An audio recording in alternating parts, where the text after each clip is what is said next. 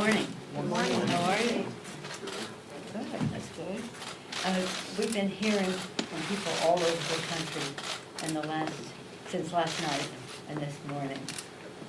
Seems like people have a spring in their step because the president was held accountable for his reckless behavior. No one is above the law, and the Constitution is the supreme law of the land. No one is above the law, and the president has been held accountable. It really is interesting to see the response that we are getting, bipartisan, across party lines. I myself want to say I have a spring in my step because of the moral courage of our caucus. To see them all, so many of 100 members go to the floor, that's all that we had time for, to go to the floor and speak about our Constitution, about the facts of the case, so clearly, so patriotically, so prayerfully, and so solemnly, but so definitely. I just get this off the table right away. To impeach the president immediately, everybody was on to the next thing. The next thing for us will be when we see the process that was set forth in the Senate, then we'll know the number of managers that we may have to go forward and who we will choose.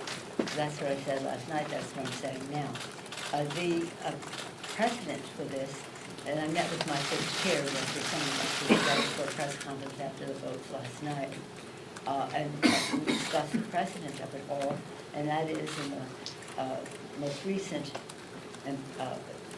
case taking up an impeachment. There was a proposal on the floor put together in a bipartisan way. 100 senators voted for the process on how it would go forward on the case of President Clinton. We would hope that they could come to some conclusion like that. But in any event, we're ready. When we see what they have, we'll know who and how many we will send over. That's all I'm going to say about that now. We've had a very eventful week. I'm so proud of our members and really in some cases the bipartisanship of some of us and some not. Last year's campaign we said, for the people, we would lower the cost of health care, starting with lowering the cost of prescription drugs and preserving the pre-existing condition benefit. Within the past week, we passed the Elijah Cummings Lower Drug Costs Now Act, which does just that.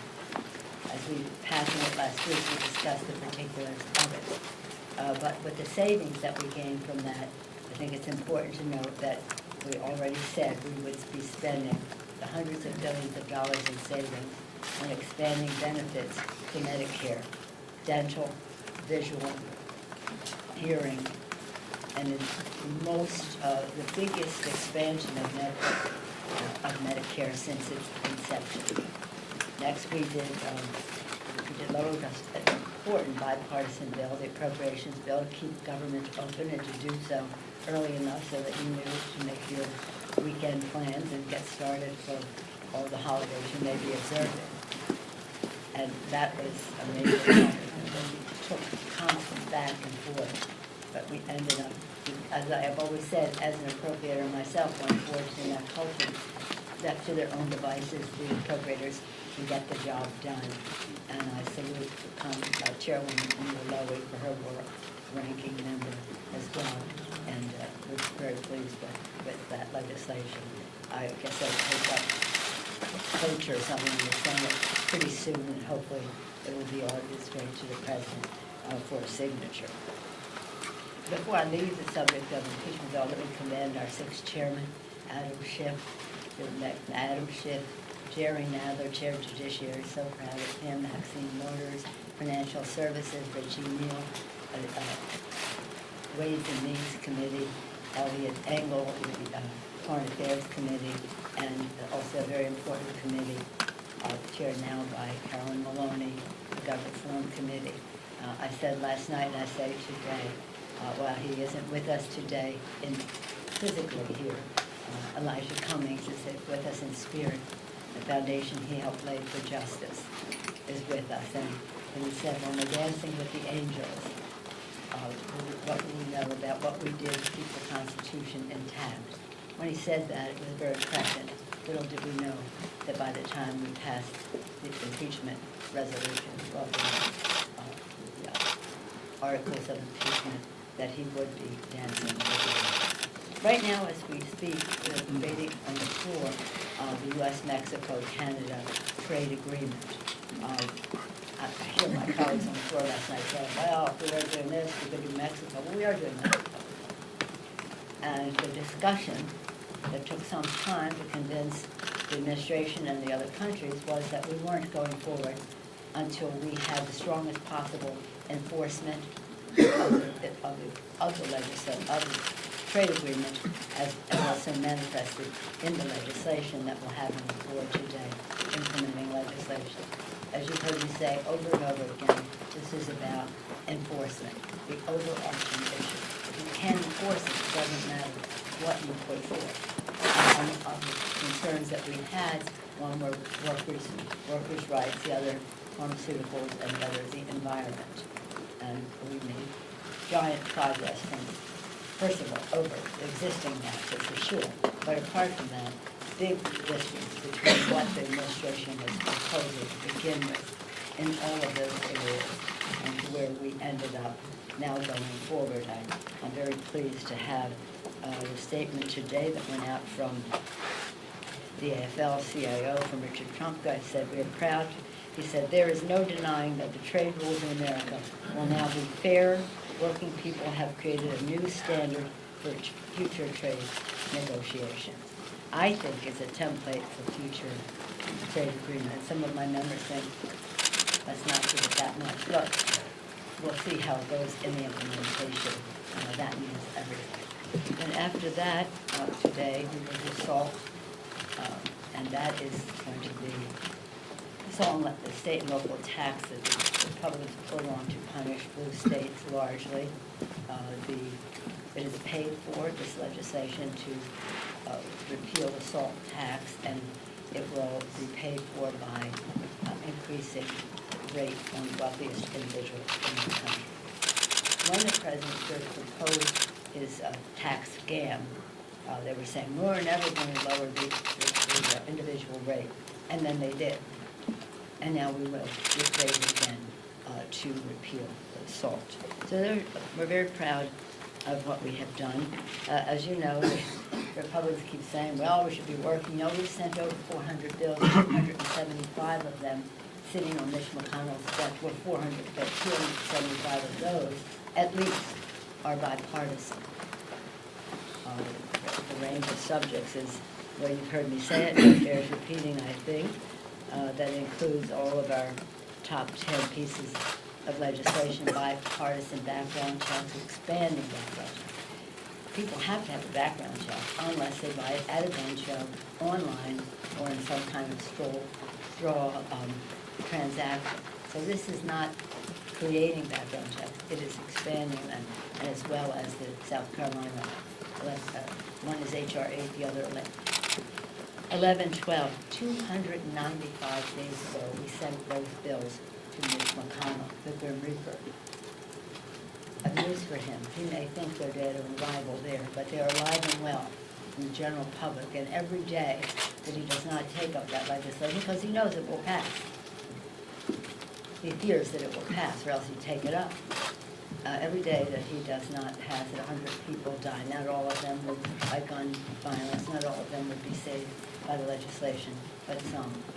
And so we urge him to take up that life-saving legislation. The list goes on. Paycheck fairness, equal pay for equal work, Violence Against Women Act, again, about women, the legislation to raise the minimum wage of the 30-some million, 32, 33 million people who will get a pay raise will be increasing the minimum wage. Over 20 million of them are women. Equality Act and discrimination against the LGBTQ community, Dream and Promise Act, the SAFE Act, Save Our Federal Elections Act, Butch-Lewis Act, protecting pensions for America's workers, Farm Workforce Modernization Act, which we passed the other day. With bipartisan support, it has bipartisan support inside and outside the Congress, and lower drug costs now. One of the bills that we did pass that we hadn't heard in the ceremony, perhaps some of it came, was the Future Act, and that was about minority serving institutions, Hispanic serving institutions, historically black colleges and universities, higher education institutions that deal with our Native American population. It's very important to be sensitive. That did pass, and that is on its way to the president. So with that, we said to my members what I say to you guys all the time. The word recreate and recreate are the same words. They spell the same, and they mean something the same. When you recreate, renew, rest out, be with your family, you are recreated to come back for the discussions and debates ahead as we go into the future. And as we go into the future, again, we are inspired by our founders who said, "Y todos en uno," from anyone, no matter what our difference is. And they certainly had theirs.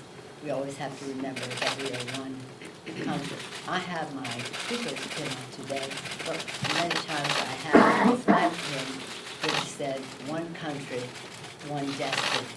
We have to think in those terms, and we look forward to doing that as we go forward. We still have a day here as we go forward.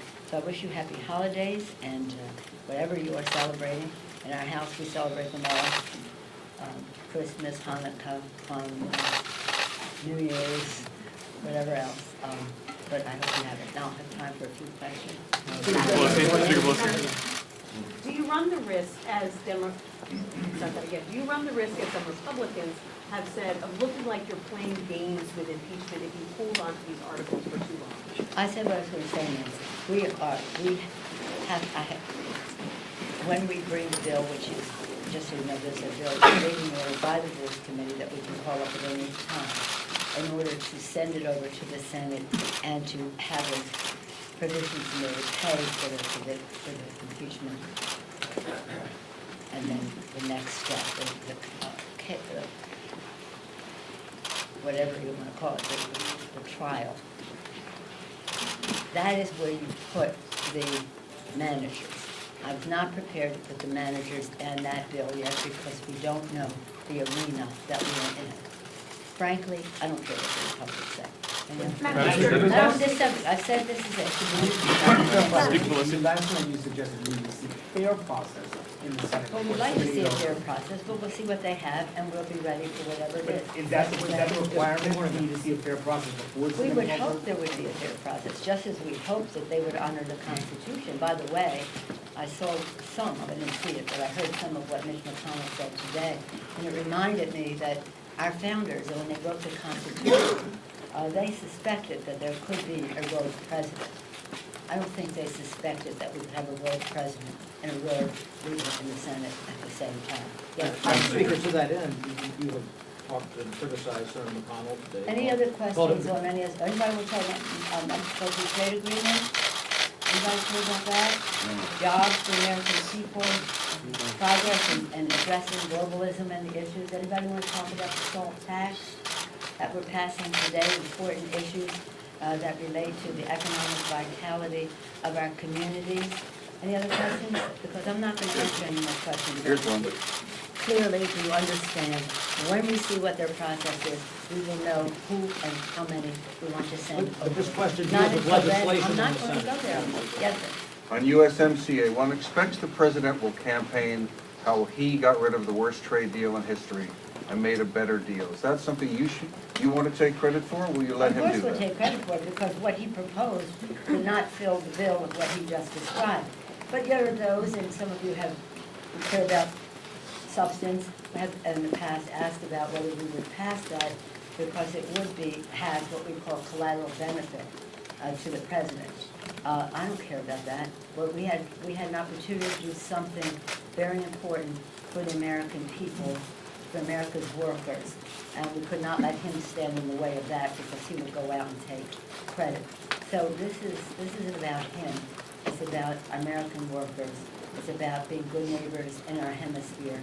And frankly, we weren't going to go down that path until the administration conceded on many of the provisions that they had in the original proposal, which were not acceptable and which were not, as you described, the president would describe it.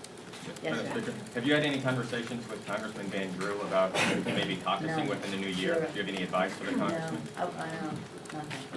Zero. Madam Speaker? The president Madam last Speaker? night, That's it, the yeah. president last night had some pretty harsh comments about your dear friend Debbie Daigle and her late husband. Wondering if you had any reaction. Let us pray. Let us pray for the president. This is, the president clearly is insecure when it comes to statespersons. Whether it was John McCain, think of what he said about John McCain, and his supporters just overlooked that. John McCain. Now John Dingell. What the president misunderstands is that cruelty is not wit. Just because he gets a laugh for saying cruel things that he says doesn't mean he's funny. It's not funny at all. It's very sad. Thank you all very much. Happy holidays.